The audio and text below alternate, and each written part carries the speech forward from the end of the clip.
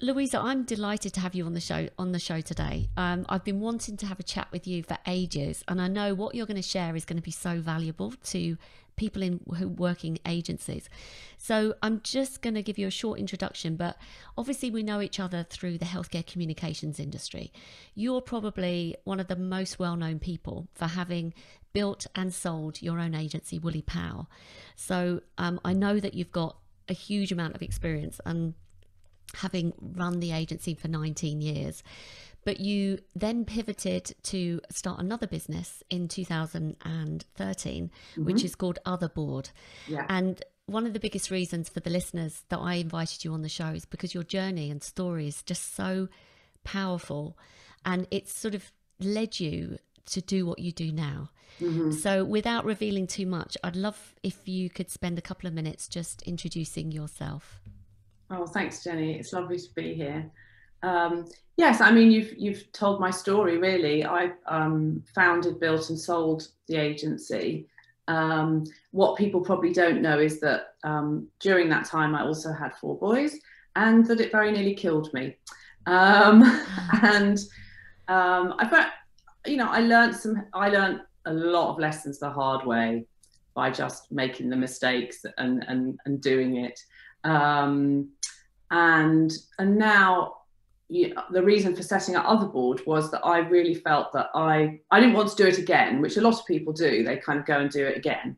I wanted to help other agency leaders grow their businesses, have it all, and not feel guilty and not nearly kill them. So have it all and have a healthy business and a healthy life. And I felt that I could have more impact by working with lots of agencies rather than just doing it again for myself. So if you take us back to when you were growing your agency, because it probably was one of the most successful agencies. There wasn't anyone in the healthcare industry that didn't know Woolley Pau, the name. You were always winning awards. You were always known as a really creative agency. So take us back to that time, and when what was your day typically like? Like, how was your rhythm, running with 4 boys, which is absolutely incredible. Well, it was really crazy. When I look back, I remember my 3rd child, I went to a pitch 2 weeks after I had quite a sort of traumatic birth with him. I mean, I just did crazy things. I didn't have any maternity leave. So looking back, it does all look a bit crazy. I mean, I had loads of support at home, and but about 10 years into the agency life, we were doing quite well. I mean, it was slow. People always remember sort of success, but it was very slow. But about 10 years in, we were doing quite well. We had our nice offices in Covent Garden. The children were really young. But things were kind of going well. We had started winning awards and we were growing. And then we had, and I remember, it was a stressful time. I remember going to an awards dinner and I was sitting next to this client and he said to me, "Oh, tell me, Louisa, what are your hobbies?" I just laughed in his face. So yeah, there wasn't really any time for anything else. The business and home, like that just took up every part of my life. There wasn't time for anything else. And then we had a really terrible year, which most people probably don't know about. We lost 9 pitches in a row. We lost 2 of our biggest clients. They didn't renew their contracts. My husband had a massive work-life crisis and decided that he wanted to give up his big job. And Dean, my business partner, also had sort of family bereavements and things going on for him. So we were really sort of sorely tested at that time. And we just carried on. I think we kind of sat down, and I used to tell this story was, how did I come back from that? And, we sat down and we decided and we made a plan. And then 3 years later, we sold the business. But what I didn't used to tell people was that what the cost of that was. So the stress involved in that. But at the time, I didn't really do self-reflection. I just did my mantra, because everyone has a mantra now. My mantra was, pull your socks up. We nearly wrote a book about it, a self-help book called Pulling Socks Up, which I now sort of laugh about, but it's awful, really. But I had this sense that I could manage on my own, because that's what I'd always done. I'd set up on my own, you know, obviously with partner and with support. But you know, I think my parents say that my first phrase was self-do it. And that's how I was. I just thought I could do everything. And we did sell the business, and it was all very successful. And then a year after we sold the business, I got very ill and nearly died. And I had ignored the warning signs. And I believe that illness, the cause of that was probably years and years of ignored stress that finally caught up with me.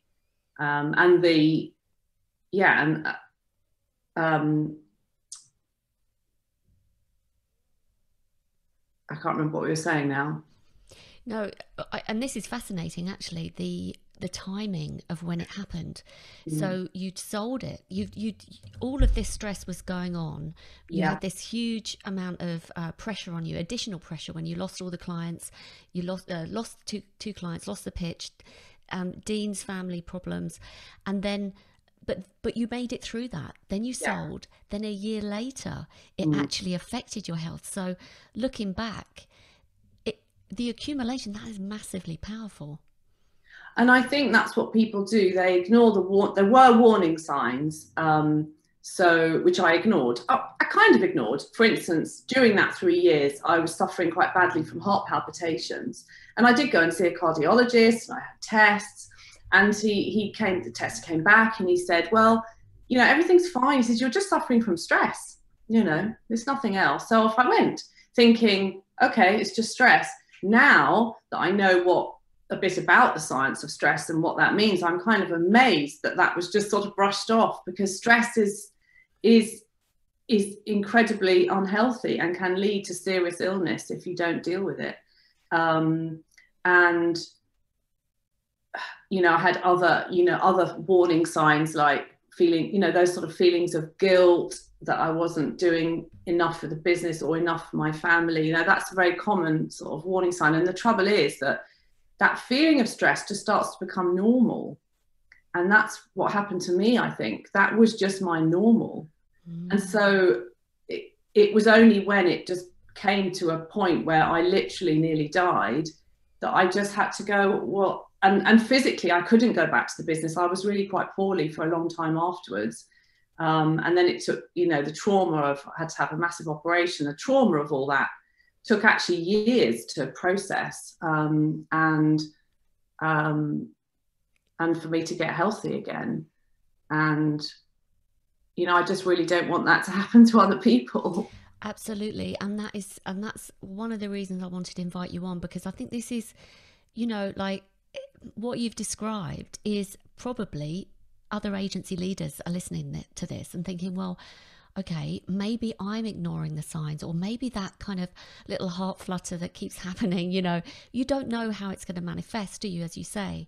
So talk us through what your actual sort of routine looked like, because maybe other people can identify. Was it because you were working weekends or evenings, or was it the relentlessness of everything? Or you say you had help, but what did your sort of day-to-day existence look like?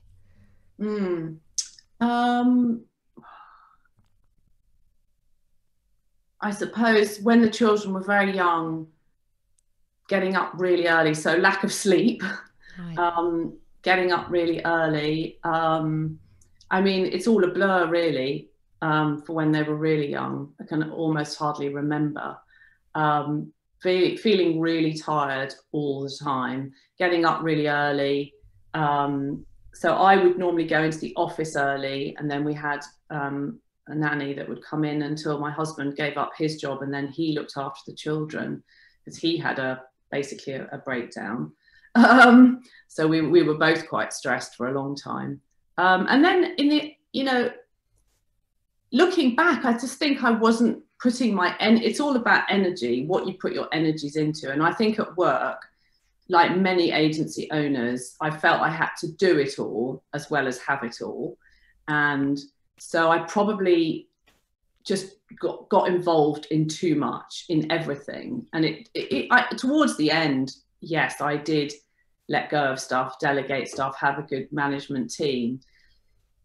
But even so, I think I was probably a bit too much the hero, you know, sort of stepping in when there was problems to be solved, or if not, meddling with things. And it's a common theme I see with all the clients I work with. And really not, I suppose I didn't really, my role was a bit of everything. And so I just got involved in everything to do with the agency, you know, going to, you know, dealing with clients, dealing with the finances of the agency, getting in. I mean, my business partner used to always say I was the conscience of the agency. I was really good at looking at creative work and deciding if it was, you know, good enough for us to present. So I did get involved at that stage, you know, at that level with creative work. Yeah, there's a lot of traveling around, you know, which is funny now because, you know, you spend so much time just going to meetings, spending time at clients. Yeah, it's actually quite a funny question because I almost can't remember what, I think it really was just this blur of, and then coming home, you know, bathing the children, trying to spend some time with them, and the weekends were just fully the family. Unless we were doing a pitch or something, then you'd go in. I mean, I used to think that we had this healthy agency because we didn't encourage late working, you know, staying up all night every week. Yes, we did do it every now and then for a pitch, but we encouraged everyone to go home, because I did, but it was still stressful. Does that answer your question? Definitely. I almost can't really remember the details, Jenny. It sounds to me like you were on autopilot and you were just doing. And how did it affect everybody else? Like, were you noticing any reactions from other people, or did anyone at any point take you to one side and say, Louisa, you know, I feel like you're doing too much? Or did that not even, was there no one around you at the time? Did no one dare to come near you and even suggest it? I think people used to find me quite scary, which I always find really odd, but I think they did. No, that never happened. I did speak to my business partner, Dean. Yeah, I mean, I did want some time out of the business, but it was just so hard to sort of accept that. No, I did get a mentor. It was around that time before we sold the business, and he was really helpful. And that was the only time I really got some support, apart from joining. I was a member of the IPA and the Institute of Practitioners of Advertising. I was on council, and I also ran the healthcare group for a while.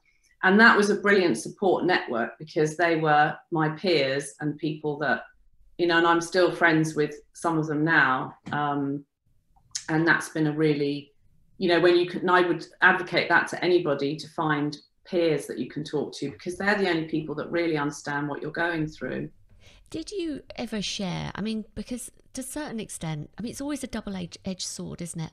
The reason you were so making sure that everything was done just so, you didn't drop any balls, and you were making sure that the company was operating at its highest level, and you got the success as a result. But actually, what was happening behind the scenes was, personally, it was having a detrimental effect, albeit very slowly, chipping away at your health. And I'm just curious, like, you were surrounded, I mean, as if you didn't have enough to do, you also got involved with the IPA and all that. So with your peers,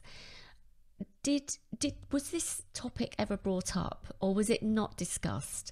The fact that, hey, you know, like, you know, was it a bit like a badge of honor saying, no, we're doing it all, and were you able to talk about it, or was it a lack of consciousness on your part that you didn't actually know enough about how it was affecting you to be able to share how you were feeling?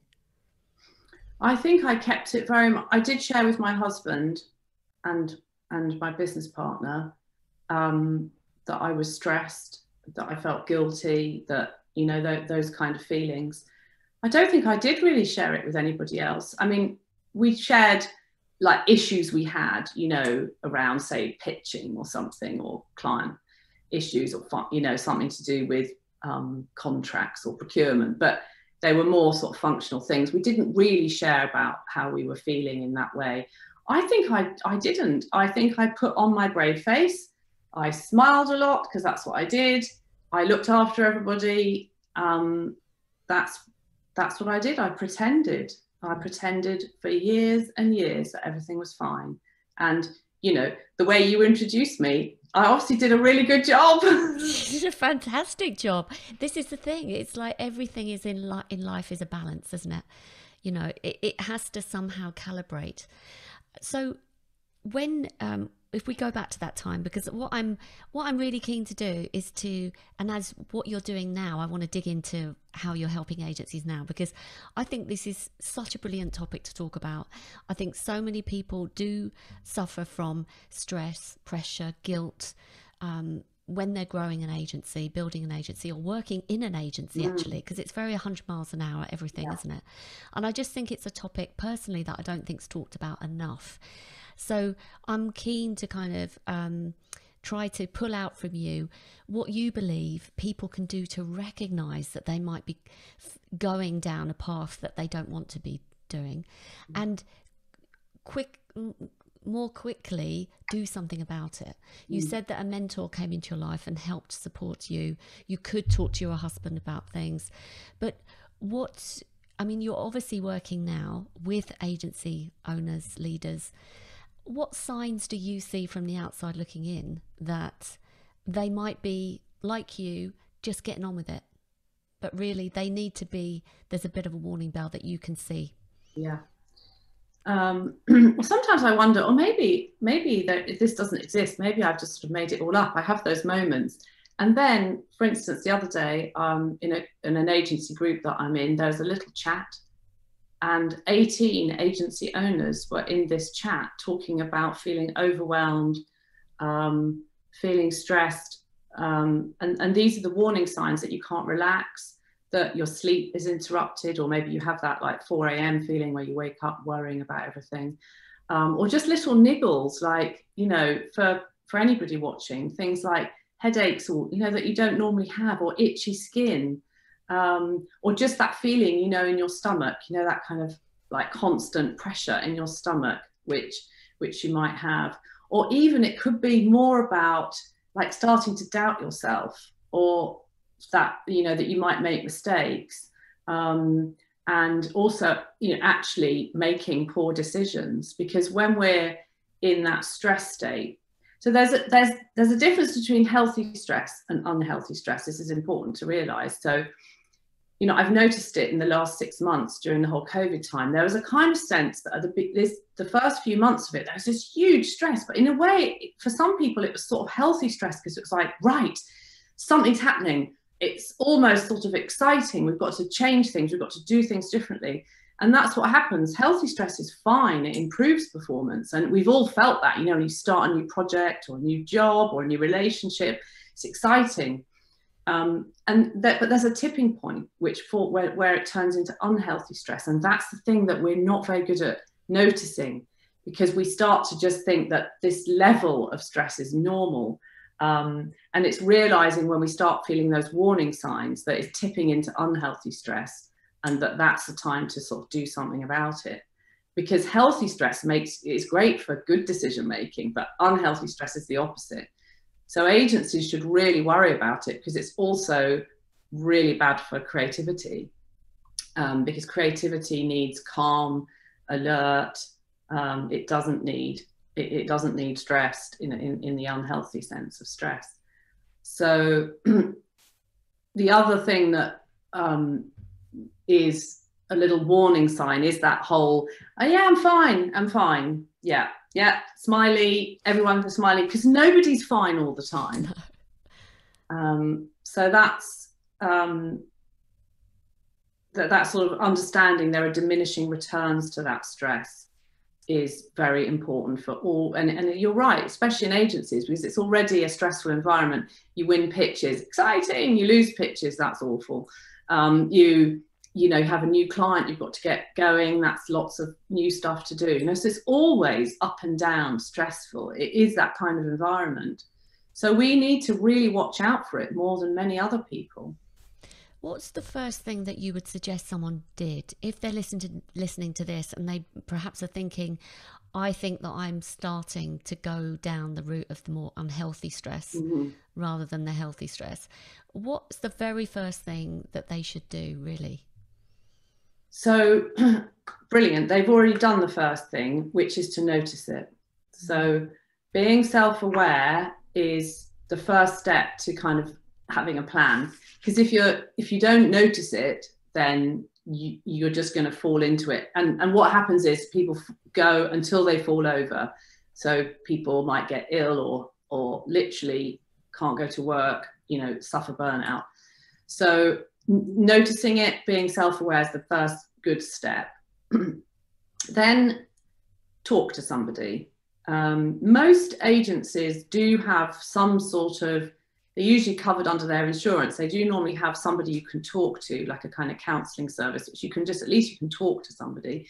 But I would just suggest talking to, you know, a good friend, or, you know, just to be able to voice those feelings is really important. And talk to somebody that makes you feel good. Don't talk to somebody that's going to say, oh, I know somebody that's got stress, right? You want to talk to somebody. Turn the conversation back to them. Yeah, no, exactly. You want to talk to somebody who's going to go, I hear you. Yeah. So talking is really important. There's loads you can do. You can do for yourself. I would, as a small step, we could do it. Actually, we could do it now if you want. Yeah. We could. It's up to you. A way of halting a stress response is a physiological response, and one way to halt it is just a simple breathing. And if you start learning how to do that, that's a great way to get yourself into a more calm, alert state. So even if you just take a couple of deep breaths. But if you have a minute, would you like to do it now? Yeah, I'd love to do it. Yeah, I'm going to move away from the microphone. I don't want to impose my breathing on anyone. Okay. It's just a really simple breathing technique called heart-focused breathing. Just take a deep breath to start, and then just focus your attention in your heart or chest area. And then just start to breathe through your nose in a nice, balanced way. So for instance, in for a count of 4 or 5, and out for the same. And make sure you don't hold your breath on the in-breath or the out-breath. Your voice is making me feel very relaxed as well, to be honest. I honestly, I physically feel better just breathing twice there, and your voice is calming me down. This is a great little technique that you can use with your eyes open anywhere. So if you were having a conversation with a client, it was like a stressful conversation, or a colleague, or you're about to go into a meeting, if you do this just for a minute, it's so simple. The key is just to take your attention to your heart. It interrupts your automatic kind of breathing pattern. So attention to heart, balanced in and out, and that's all you have to do. And that's just a simple little technique to take away. And yeah, it's funny. It was funny at the beginning you were saying about talking about being, you know, about how you were then, and I sort of think I would never have done that. I would never have known to do that. Well, you take breathing for granted, don't you? We don't even think about using your breath as a technique, do we? And it's great because we do have an autonomic nervous system that makes us breathe without us thinking. But the brilliant thing is you can interrupt it, and what that does, it gives you a little sort of top up.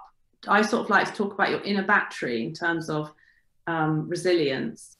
And what happened to me is my battery just ran out. I had no more reserves. I had nothing. And a little breathing like that just tops up your battery, just a small amount. And there's loads of other things you can do, but that's just a quick one. And it halts the stress reaction.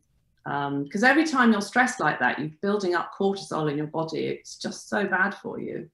So is it cumulative? I mean, I don't know a lot about Absolutely. cortisol. Is Yeah, it so that you yeah. add more and more and more? I mean, well, I mean, my father died of cancer, and I'm sure a lot of the manifestation in his body that started it. He was very, very stressed. But I so that's one technique that people can use, which is really super helpful. Thank you so much for sharing.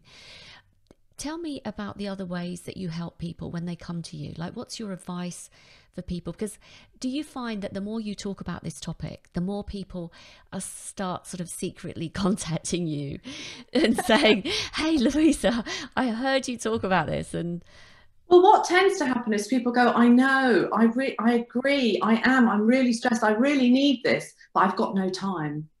And because they are so overwhelmed, it's very hard for them to see how they could find the time. So the first thing is to help find some time, help even just, one of the little workshops I run for whole agencies is how to have a good day. And that just is just like little productivity tips, because until you find, a bit of time to have for yourself. And I think a lot of agency owners, they are actually really good at looking after their staff, but they often don't spend any time on themselves. So until they're ready to actually say, I'm worth spending some time on, because if I don't, I can't look after all these other people, then actually there's usually a bit of a time lag, which is awful, because I don't want them to get to the point where they're burnt out when they get to me, because then they probably need to go to the doctor, not to a coach. So I really want to help people before they get to that point. So the key is programs. I think quite a lot of people do sort of resilience workshops and that kind of thing, but I stopped doing them because I realized that one session is really not, you've got to do a program, because this stuff tends to be ingrained. You're not going to change it, in one session. This is going to take some time and some commitment to help people. Yeah. And typically, what do people say about working with you during a program?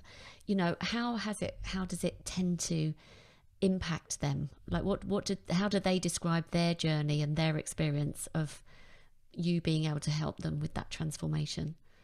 So they normally talk about feeling calm, which again always makes me laugh, because I've always been known for being this kind of loud extrovert person. I love the fact that I'm making people feel calm.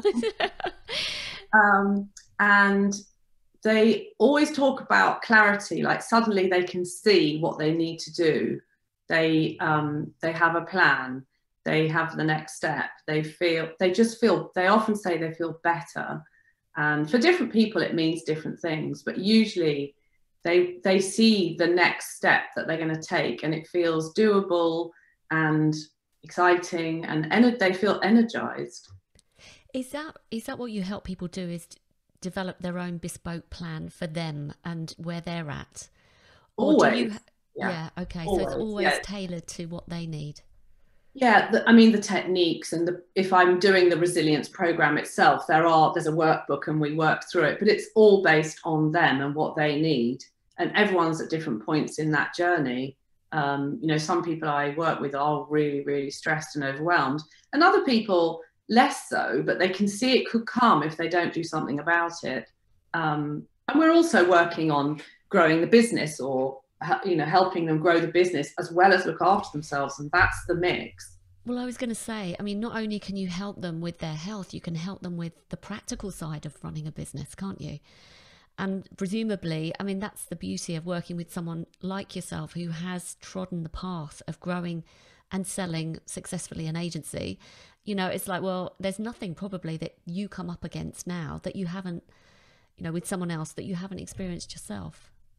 I think that does mean that I have huge amounts of empathy for them. It might sound a bit odd, but I really love my clients. because, you know, when I'm in the moment with them, I really want to help them.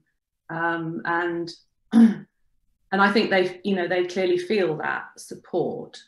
I prefer now to take more of a coaching approach, which is really believing they're the experts in their life and they will find the answers that work for them. So yes, I may, help. I may, with my questions, know, what to ask them that might help them. And if I'm doing blended sort of mentoring and coaching, I may suggest some things if that's helpful to them. But usually it's going to work much better if they find the ways that work for them. And you said before about, the agency owner is very good at looking after their team and recognizing stress in them, but then, they're not looking after themselves. I think what I've realized working with a lot of agency account managers is how the agency owner shows up within the business can have a real effect on everybody. I mean, their energy levels, their approaches. And I remember when I was running Publicis, between different MDs, I was picking up the reins. And I remember I was what you just described, I was really resonating with as you were describing it. I was working weekends, I was full on. I mean, I was really excited, I thought, but actually it was this anxiety, I think, all the time. And it wasn't until an old MD came to visit me for coffee, and she actually really helped me because she leaned forward, she said, "Jenny, are you okay?" And I went, it came as a shock, the question. But she'd noticed the change in my energy, my demeanor. And obviously I was carrying myself and, imposing that way of being to my team. So God knows what detrimental effect it had on everybody else. But do you think that's equally as important, that, ultimately you're looking after yourself so that you can help your team perform better? Absolutely. And as I say, I do find that most agency owners do really care about their team. And somebody I was talking to the other day used the metaphor of the oxygen masks. They were saying, if you don't put the oxygen mask on yourself first, how can you help everybody else? And I think that the impact on your staff is massive, because it could just be that you're micromanaging. That could be the impact of it, because you're so worried about everything that you're constantly checking, instead of going, I've trained them, I've empowered them, Jenny's done a fantastic account management program with them. And that I can let that go. And they might not think of that as a kindness, but it's actually so important for them to concentrate on the things that only they can do. And that's the biggest piece of advice I would always give anybody running a business, is to really think about, and at home as well, so for me, looking back, like what was it that only I could do with the children that only their mum will do?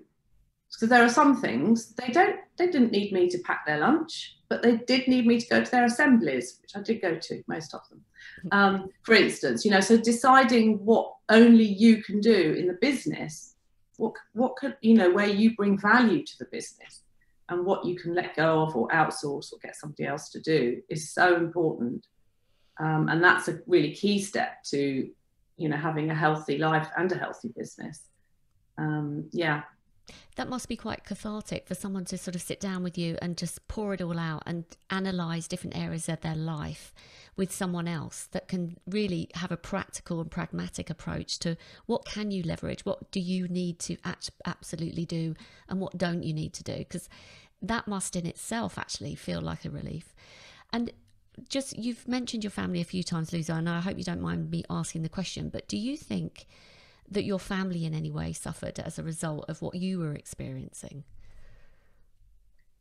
Yeah, I do. I feel a bit emotional when you ask that. Sorry. But I mean, not all of it was bad. So I have 4 boys who are, and I think partly they were already lovely, obviously, But I think having seen me really, really ill meant that they've always just been incredibly loving and sweet. And my youngest son, I think it's the reason he's decided to go into medicine, because he was only 9 at the time, and it really affected him, and it was really sad at the time, but yeah. And no, I think it was a good thing for my marriage, because I think we kind of fell in love again in the hospital at the bedside.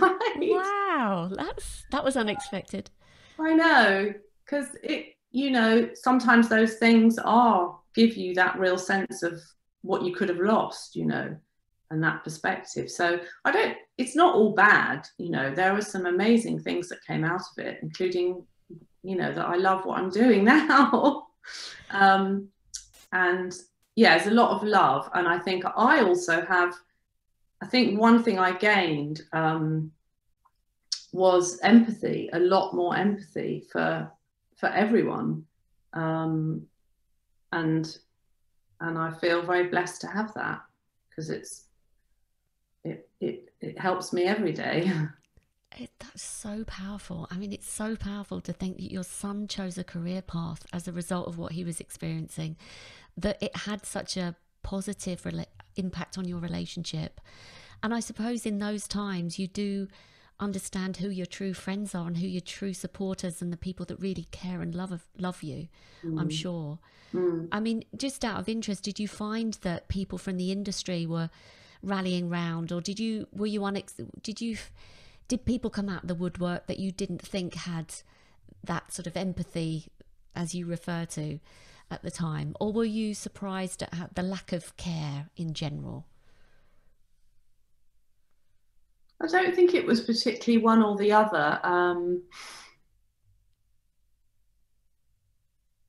think a lot of people just I don't think it really registered with people. I think some people knew I'd been very ill, but people were just busy and getting on with their lives. So I think, apart from my sort of close friends and sort of close business friends, I don't think people really knew. I mean, people are funny. I remember, this might be a bit awful, but I remember being in hospital and realizing how little people understand about people who are sick, really, really sick.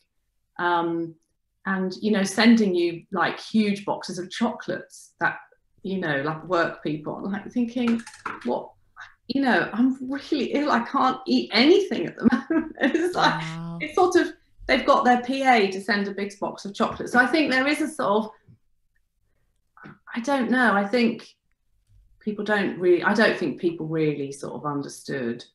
And I think if you're in a sort of leadership role, people just want you to be better. They don't really want to know that you're, that human.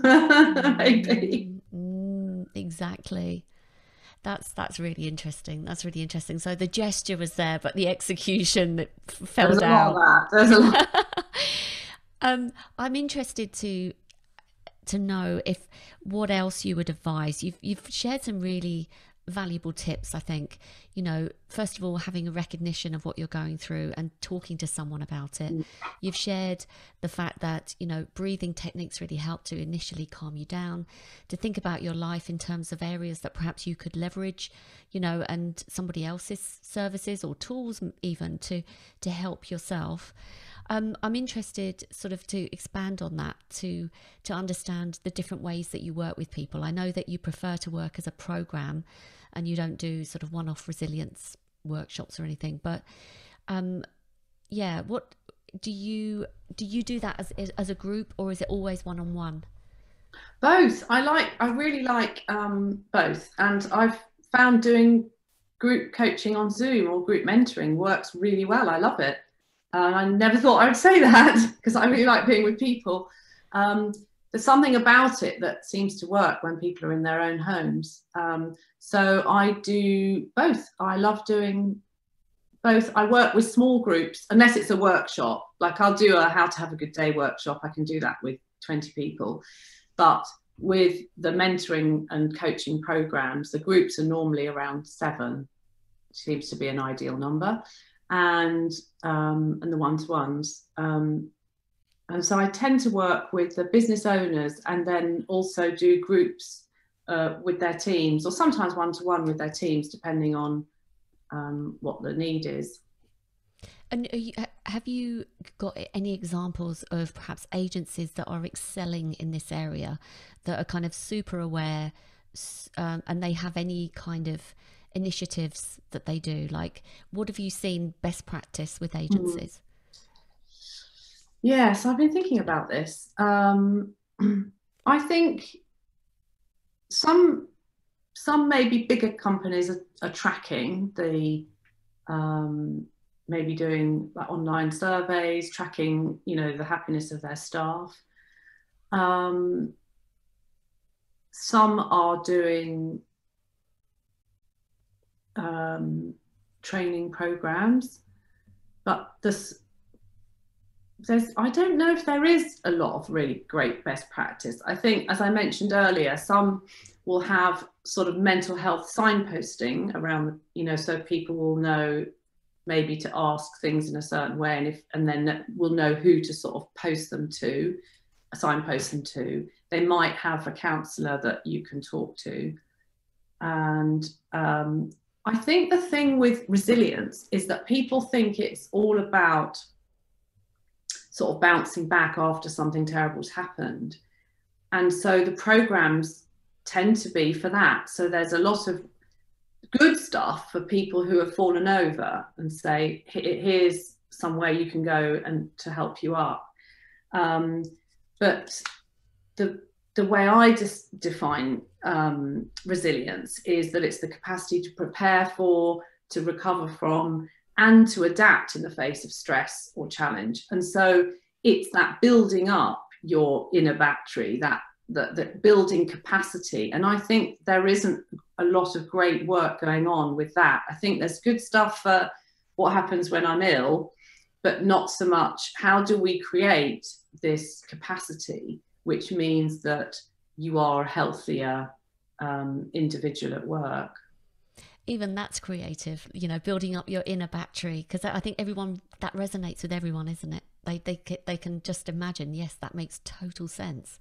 And we do it, you know, for our cars. You know, we have MOTs, we have regular service checks, we put oil in, we check it, we look at the light switches come on, but we don't do it for ourselves. And I don't think companies have really, you know, I think agency owners have been really good the last few months at keeping the energy going. The team, you know, have worked really hard on team culture, and I think they do care about how much people are working, especially at home, where they're working possibly even longer hours, back-to-back meetings on Zoom, and they care about it. But I'm not sure I haven't seen any signs of brilliant best practice in terms of ongoing programs. Would you say that just a couple more questions before, I'm just conscious of your time. Would you say that COVID, the whole situation with everyone working remotely and on their own, have you seen a higher prevalence in, you know, people it is affecting their health? Because not everybody loves, you know, if you're maybe over 50, you know, you love being at home and working from home because you're very self-sufficient. But generally speaking, our industry does attract a lot of young talent, doesn't it? And if you're starting in an agency, part of the enjoyment of an agency is the buzz and the pitching and stuff like that. So would you say that you'd seen any trends or changes recently? I mean, I think it's been such a mix. Some people, and it's not just age related, you know, I know some younger people who also love it. Depends where they live, you know, what their home life is, what their commute used to be. And some people have loved it and are healthier, they're doing more exercise, they're eating better because they've got more time. Other people have gone completely opposite. It seems to be two camps. They've put on weight, they've drunk too much, they've not done so much exercise. I think the common theme is there's definitely more anxiety around. Some people have stress as well, but there's definitely kind of over here, there's this like level of anxiety, which we've all got. You know, I've been working really hard on building up my inner battery. these last few weeks, especially because I can see that it's being depleted by this kind of background anxiety that is there all the time for us to see. So I think it's a real mix. I think there is more anxiety, more stress for everybody. I think from what I've seen, I agree with you as well. Louisa, I think this is so powerful. I'd love you to share where, because I'm sure there are people listening to this thinking, oh my God, she's like taking the words out of my mouth. That's exactly how I feel. And I recognize that I do need just to do something about it. So I find it hugely inspiring that you're doing what you're doing because of your background, because of who you're helping, and having trodden the path before. I think that does make you so much more valuable because you get it. As you say, your empathy is increased. So how can people reach you? Who are the best people that you would like to be contacted by, and how can people contact you if they want to know more? So they can find me on LinkedIn, or email me at Louisa at otherboard.co.uk. I mean, I'm happy to chat to anybody. My usual starting point is usually the agency owner, or person running the agency, or somebody in the senior management team. They're usually the people that employ me, as it were. So they would be the best people. Amazing. And anything that I haven't asked you that is pertinent about your story that you would like to share? Because I just want to capture everything. Anything that I haven't asked you that I probably should have done? I don't think so. We've really kind of squeezed you dry. No, I don't think so. Brilliant. I'd not share any more. My poor family. I honestly, I really want to raise the awareness of this because I having worked in the industry myself, I totally believe that what you're saying is so valuable, and I just think it's phenomenal what you're doing. So it's been an absolute pleasure. Thank you so much for agreeing to do this. And yeah, just carry on doing what you're doing. So I think it's hugely valuable in the industry. So thank you. Thank you.